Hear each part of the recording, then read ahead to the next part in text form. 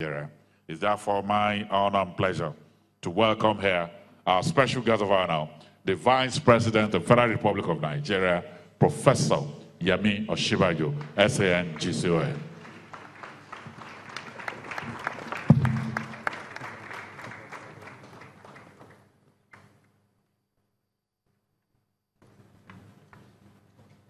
Thank you very much. Please sit.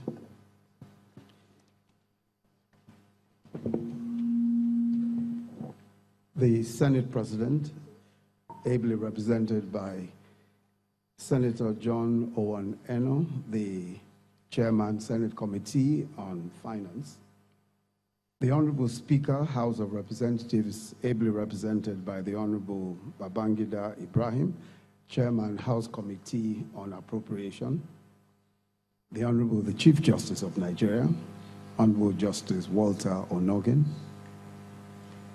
the Honorable Minister of Finance, Mrs. Kemi Adeosun, and other members of the Federal Executive Council here present, the Chairman of the Federal Inland Revenue Service and Chairman, African Tax Administration Forum, Mr. Tunde Fowler, the Executive Secretary of the African Tax Administration Forum, Mr. Logan Watt, heads of ministries, departments, and agencies here present, Commissioners General and heads of delegations from African Tax Administration Forum, distinguished guests, ladies and gentlemen.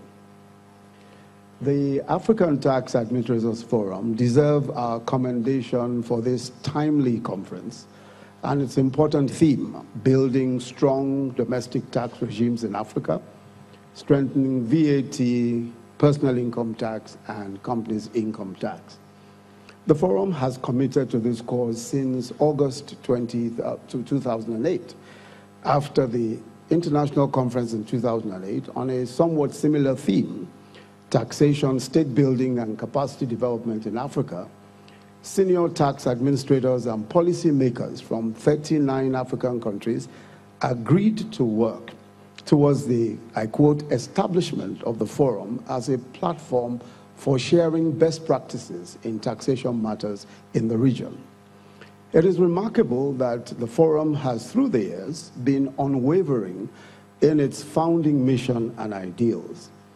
But it is worth noting also that the tax problems of African states have remained much the same in complexity and character since.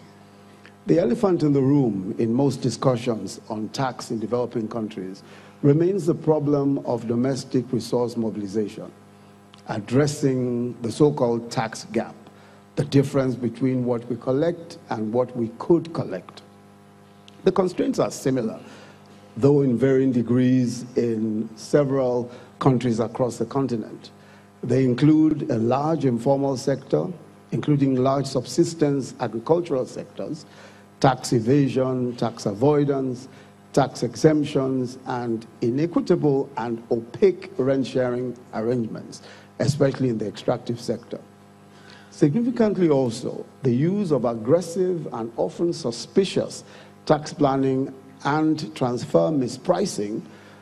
By the use of this, multinationals minimize their tax payments, or put more graphically, simply dodge taxes.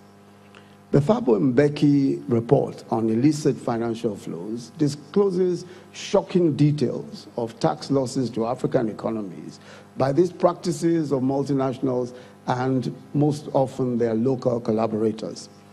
Paradoxically, the report shows that these practices lead to an estimated revenue loss for developing countries that is 3 times greater than the amount they receive in foreign aid each year.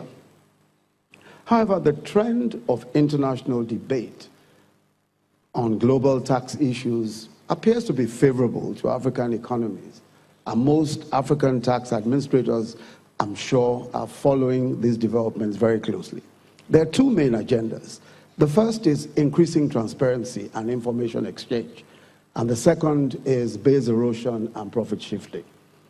The former involves establishing automatic information exchange as the new global standard for cooperation in tax matters, and ending the legal secrecy of ownership of companies and trusts, especially those based in tax havens.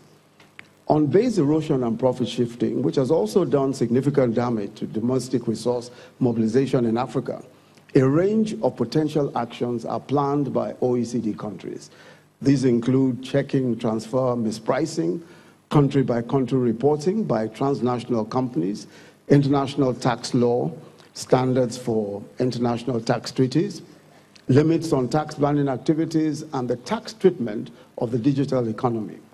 Now, these agendas have been endorsed by G8 and G20 countries, thus giving them high-level support and momentum. Although the immediate outcomes will benefit the OECD, EU, and some BRICS countries more, African tax administrators must see the great opportunities in these initiatives and take advantage in developing tax policies and regulations. As an example of taking these sorts of initiatives, and this has been mentioned by both the Honorable Minister and the Chairman of our FRS, we recently in Nigeria launched a voluntary assets and income declaration scheme, VADES for short, backed by an executive order, to provide an opportunity for taxpayers who are in default under all relevant statutes to within 90 days voluntarily declare their assets and income and pay taxes on them while being forgiven payment of interest and penalties. Although the scheme targets local tax evasion, we are also interested in the large number of Nigerians who own property abroad and who have not been paying taxes on incomes from these assets. The British government's initiative on transparency in beneficial ownership of properties, we expect, will greatly assist this drive. I think it's important to emphasize that almost across Africa, tax administrators are actively engaged in extensive reforms and battling resource difficulties that hamper these reforms.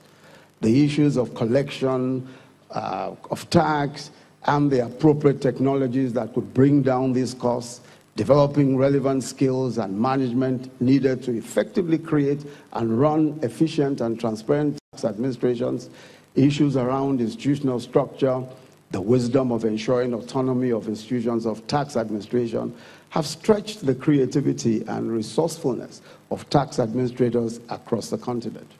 Enforcement is, of course, another major issue that practically all tax authorities, especially in sub-Saharan Africa, have to deal with. Again, the surveys show increasing innovation and creativity by administrators in Africa in this regard. Permit me to say, though, that perhaps the equivalent of the invention of electricity for tax administration in Africa is inventing the solution to effectively collecting taxes from our huge informal economies.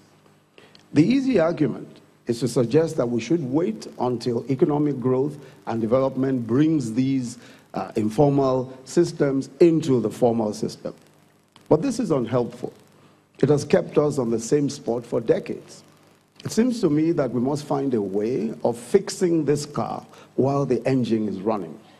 I would urge that this conference consider some solutions to this problem, along with the so many huge issues that will occupy your attention in the next few days.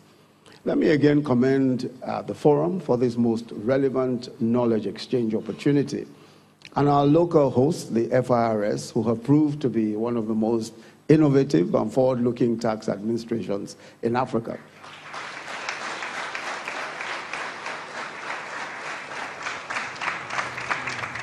On behalf of President Muhammadu Buhari and the government and people of Nigeria, I welcome you all most heartily to this exciting conference, and I hope that you will all have very useful deliberations indeed.